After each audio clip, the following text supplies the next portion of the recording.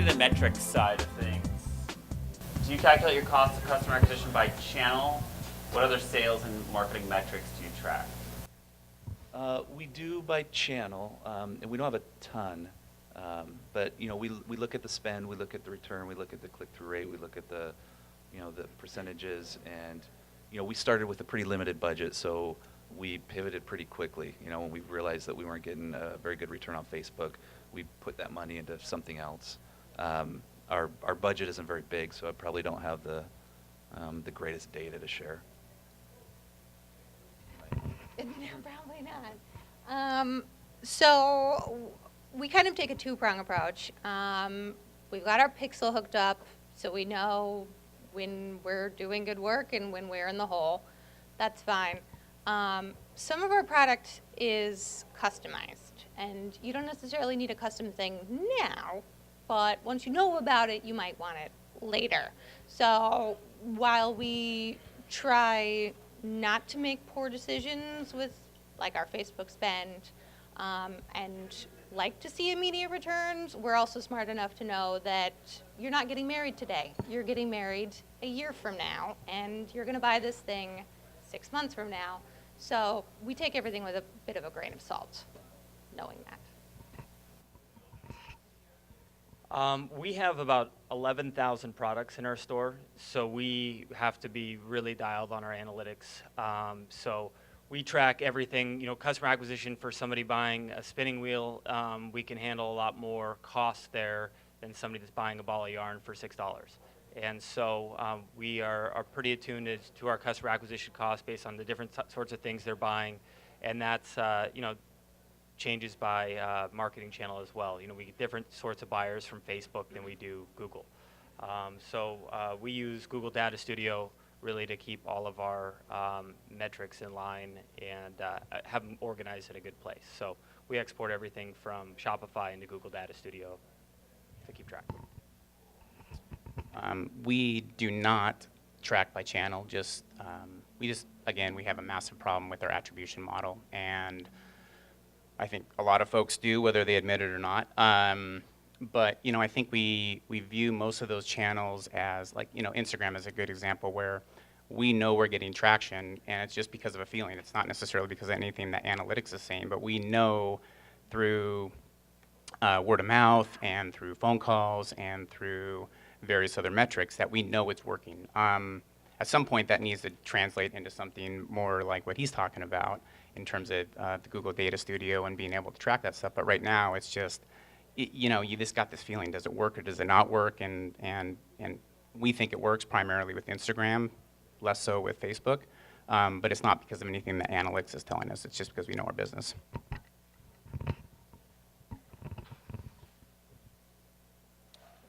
Name 2 Shopify marketing apps you can't live without. Right now, it's Kit CRM and Shoelace, and every single day I'm looking to replace them.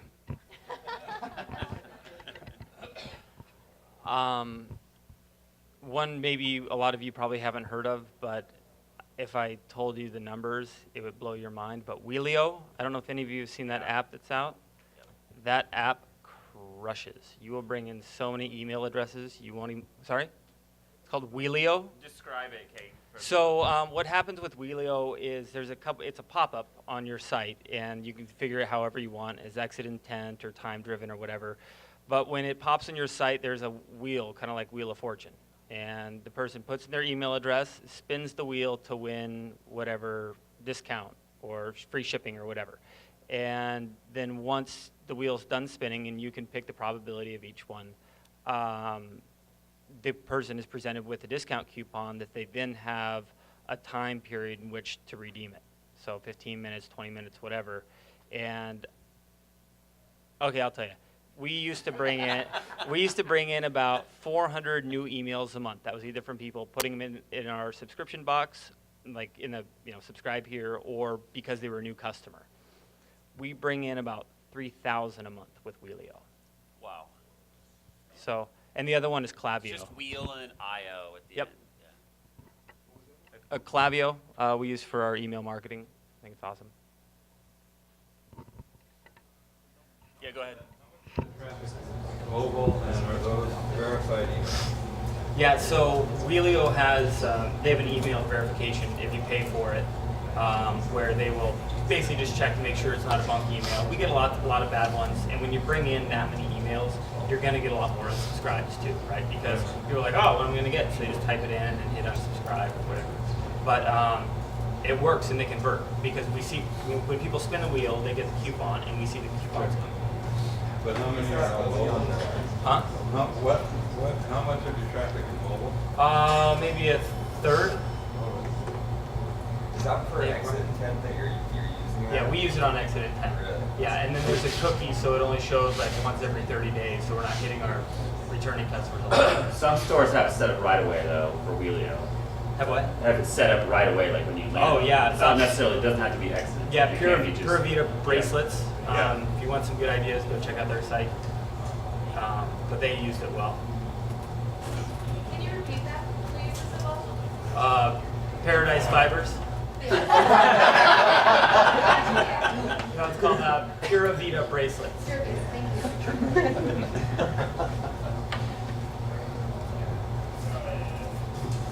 Be with that. Damn. Okay, so I know that we're supposed to name a Shopify app. I have to tell you, the absolute most indispensable piece of SaaS that I have running around is not a Shopify app. It's something else. So I use Jotform for everything.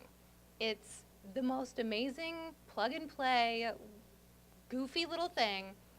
And we use it as our contact form. We use it as contests. I use it as customer feedback, like embedded in emails. Hey, rate your whatever. I use it for everything. You can collect payments. You can, I use it for photo submissions. So part of our brand is customer engagement with them submitting photography pieces. We put them on the labels. You know, you can submit photos. It's so versatile, and it can get as weird and complicated as you want. Like if you want to dig in the code and mess things up, fine. Or if you just want to click the cute one with the dog, that's great. Jotform is amazing. It's super reasonably priced. Sorry, Shopify, but Jotform is amazing. The other thing that we really, really like is, and I'm blanking on the name because I'm sitting here, obviously. It's pink. They're from Belgium, and they do. Nosto? Yep, those guys. Nice. Say it again so people can hear. Nosto. Okay. They two sides to this coin. Number one, they do really cool recommendations, and you can drop them anywhere. They're very easy. Yep. Nosto.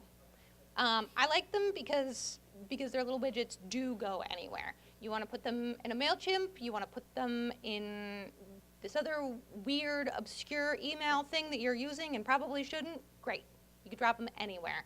You can put them on any page. They're super thoughtful. Really, really cool. Flip side, be warned, they will take credit for things that are not necessarily. Yeah, we took them out of our store. Oh, I did too. Yeah. But It was really cool. Like the they're recommendations so looked awesome. cool. They were gonna get rich. Yeah, people like because it fits so seamlessly with your theme. People are more likely to click. I'm not sure it's clear. Nosto charges a commission. So when they show a recommendation on your site, when somebody engages with that recommendation and buys the product, they get a commission. So that's the cost of Nosto. So if all your customers that are there anyway are buying what they're recommending, and it's something that maybe they were going to buy anyway, then maybe you're paying Nosto for a customer. There you go. That's But they're beautiful. Really, really cool. really cool. I've since recoded everything myself. So.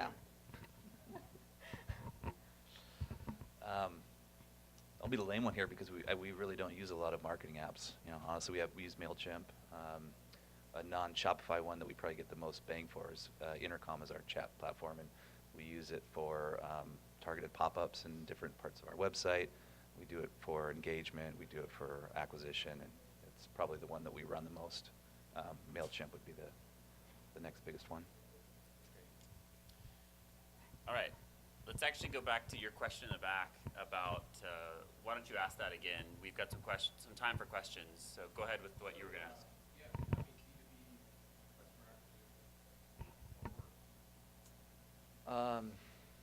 So, direct is our biggest channel.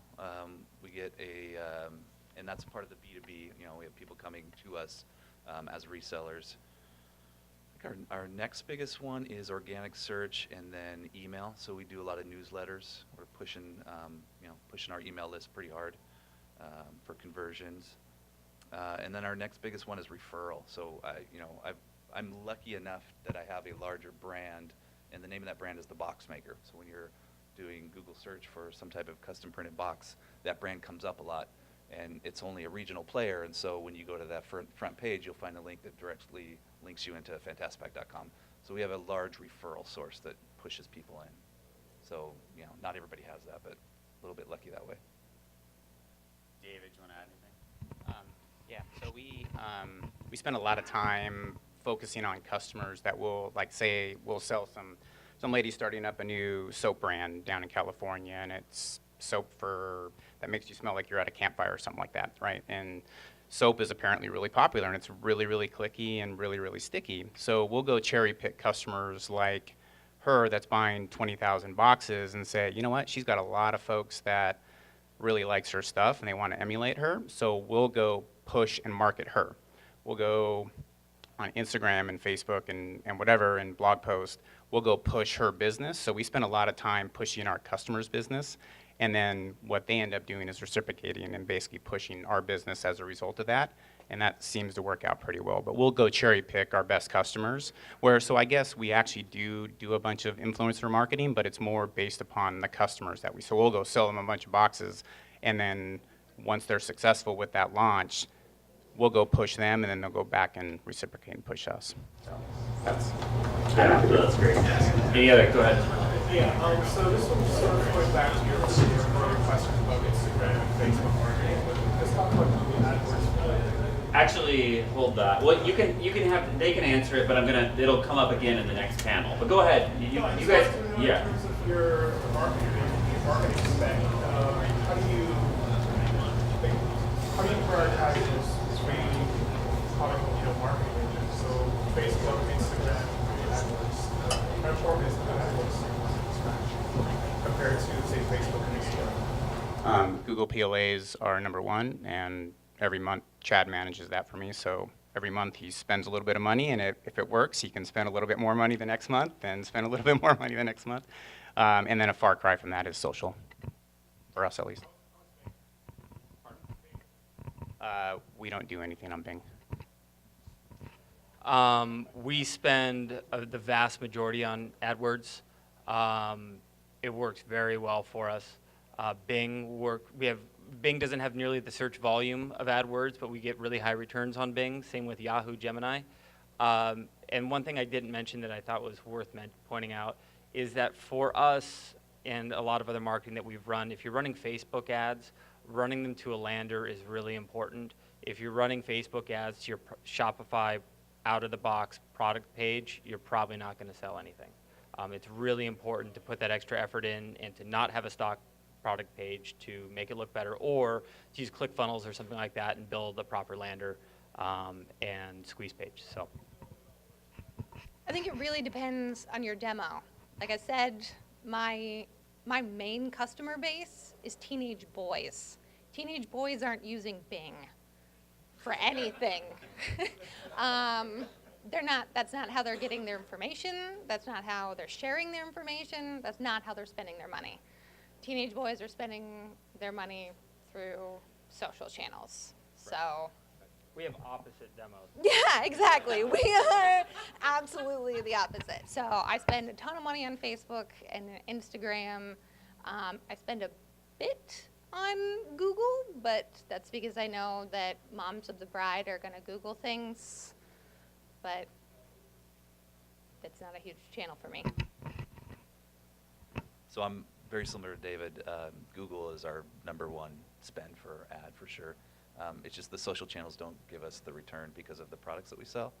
And I would say within Google, you know, we spend money at remarketing, we spend money at AdWords, and I can tell you, you know, our analytics, our remarketing for our product base has a 0.3% click-through rate, and our AdWords has a 6% click-through rate. So it's just, you know, you got to take a look at those metrics and figure out where your money's going to get you the best bang for your buck. Yeah, go ahead. Have any of you guys used Pinterest at all for? Yeah, we use Bible pins. Do you see a lot of traffic through it, or? Not really. Like, we get a lot of interaction with our Pinterest pins, and occasionally like a sale will pop through, but it's not a huge traffic source for us. I mean, we have an insane amount of pins up there too. It's ridiculous. But no, not really. I wish it was better. Yeah, go ahead. Being that you deal with makers, essentially, knitters, Yeah, things yeah. like that, I have a client that is in the jewelry area, right? Huh? So they sell supplies and tools, so it's Yeah. kind of similar. Yep, totally similar. And sell it beads. seems, pardon me? No, it's okay. It seems to me that there's like there are a lot of different segments that we address, maybe some that we don't, but there are makers that are more on the hobbyist side, and then there are makers that are on the Etsy and then get more sophisticated, Yep. you know, as up from there. Yep. So do you do anything in particular in your marketing to message or different media that might attract those different segments?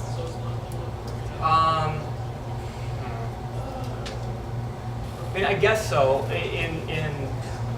There are some forums that are specific to like knitting and stuff like that. There's one called Ravelry, which is really popular, and so we advertise on that, and we're very engaged in that community. But you know, we have a very niche product, and I'm sure there's something similar in the jewelry community.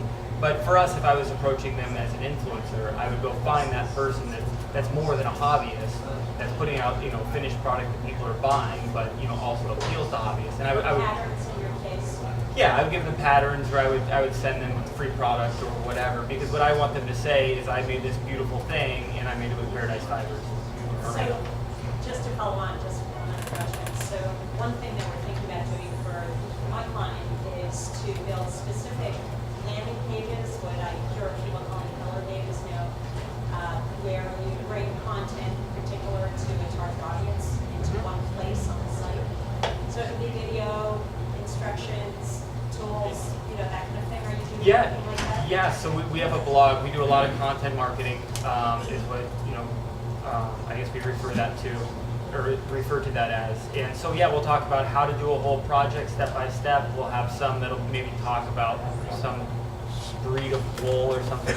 But yeah, content marketing is great, and I think it's something that, you know, on the B2B side is very important too. I think white papers, you know, featuring a client is a great, you know, as much as I talk about selling to the consumer, like I'm the guy buying like all these other business products all day long from all these vendors, and you know, I know that I buy based on white papers all the time, as long as they're not from 2013. But you know, usually I have some sort of business problem I'm trying to fix, you know, whether it's finding new packaging, whatever, and that's what I'm trying to solve. So finding a similar business that is using our product that, you know, their vendor has featured them, it's like, okay, I can relate to that. I have the same business problem these guys solve it, and I think that's pretty compelling marketing. Are you doing any YouTube marketing or advertising? Yep.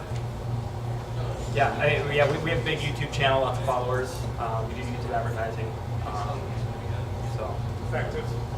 yeah, I mean it's just highly engaged audience. You know, we have lots of how-to videos, those sorts of things. You know, because we have a craft store, it lends itself to that kind of content. Where if you're just selling T-shirts or whatever, you can only make so many videos about T-shirts. But yeah, I think whatever you can do, that content is king. I mean, people consume more content now than ever by a mile. People read more, watch more video, all that kind of stuff, and they love it. So as long as you're putting out good stuff, it's not garbage, people will engage with it. So in picture layouts, Shopify had a great blog that I passed around to our marketing team that they put out like last week, and it talked about how you lay out your products and images, and not just for your stock images, but for Instagram and not just kind of putting all your crap in a pile on a table and taking a picture of it, but putting it in nice rows. You know, you'll see, you know, lots of amazing images on Instagram that you can't tell why it's so great. It's because they'll have all their products laid out like perfectly and, you know, super aligned. And if you get Shopify's like partner blog or whatever, they talk about that. It's, those little things make all the difference. Anybody else? YouTube? No, I'd say for us, it's our next marketing strategy. Oh. YouTube is a big on this. Any other questions? Go ahead. Is this a term that I don't know, white papers? Oh, white paper is sort of a, I don't want to say a report, but a discussion, you know, it's like a paper that a company might write about how they, you know, somebody used their software to make all the drinks. Often technical Yeah, case and study. very Case detailed. study. Yeah. Better. Yeah. Very authoritative. Yeah. All right, well, thank you guys. Very much appreciate it. We're going to take a 5-minute break and we'll come back.